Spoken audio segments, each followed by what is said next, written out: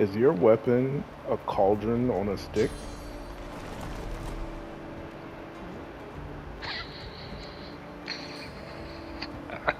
or a frying pan? Oh Oh, no. that's hilarious. I sold my wand. What? You sold the one you. See, this is what happens when you rush me. Divinity Original Sin 2 is Larian's 2017 epic RPG that sees you in the fantasy world of Rivellon, which is basically medieval Europe because of course it is, and which is currently being overrun by evil creatures called Voidwoken. Magic in this world is an energy known as Source, and people using that source as a means to cast spells is what draws the Voidwoken in to terrorize innocents. So, for the so-called greater good, every person that has the ability to channel the Source power is captured and imprisoned on the island of Fort Joy. Of those many magic users, 6 original characters meet here in Fort Joy. There's Sibyl, a former slave elf, Los, a powerful human sorceress, Beast, a dwarf sea captain, Ifen, a mysterious mercenary, Vane, a mysterious undead skeleton, and the Red Prince, a fallen royal lizard. With the whole world either hunting them down or scared to death of them, these adventurers have to find out how to stop these void-woken monsters for good if they ever want to be free. So that's the super basic premise and main characters that start you off in your adventure in Divinity 2. But you know what? None of that even matters because I played this game for over 220 hours on 2 full playthroughs, and I have barely ever talked to any of these main characters. Why?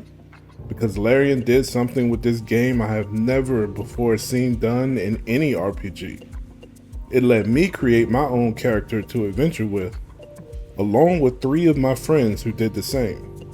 So we had a full party of 4 and we played this story out twice, basically without the origin characters at all. Some of you who mostly game alone will never understand how big of a deal this is. Experiencing an epic fantasy story with genuinely fleshed out and well-written characters is great, don't get me wrong. But these are still pre-made, and to a certain extent, predetermined characters. They can only say and do what someone has come before and written for them to say and do.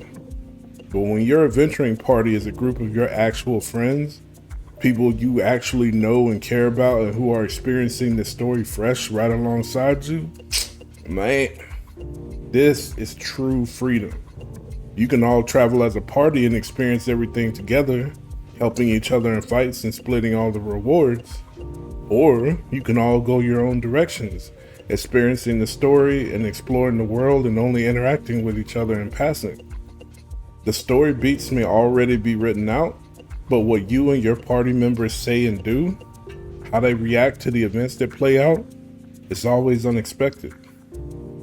Choices you make as to who to help and who to fight will shape how the world and its people respond to you. You might gain access to some forbidden area by helping one character, or find yourself hunted everywhere you go by killing the wrong person. This takes a game that already had an epic tale to tell and elevates it even further by adding the story that you and your friends create among yourselves as you play through it. On top of that, it adds so much to replayability because I could go back and play as the origin characters if I want and have a completely different experience. I love this feature from Larian so much that every other RPG that I play feels a little hollow without it. And then, if all that wasn't enough, Larian tied it together with maybe the best turn-based battle system I've ever experienced in an RPG. It's easy to get started with, easy to learn, and most of all, it's fun. This is an action point-based system where every turn you have to choose how to use those points to move, attack, or perform any number of other actions like healing or setting up traps. You begin by creating a character in a system that will feel very similar to fans of D&D, but you're never limited by a chosen class.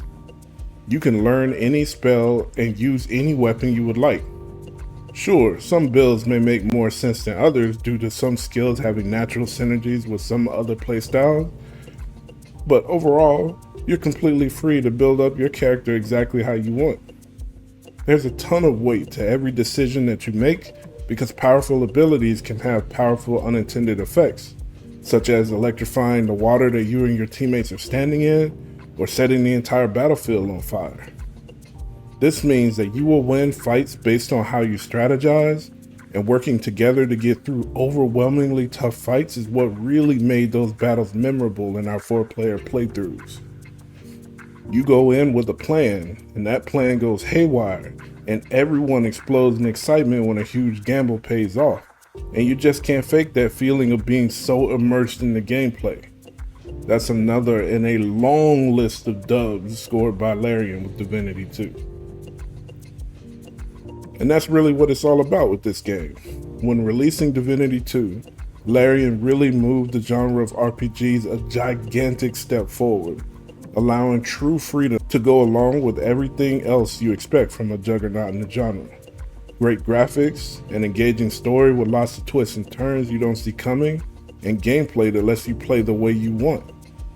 Every gamer owes it to themselves to experience this masterpiece at least once, because role-playing games truly do not get any better than this. Peace.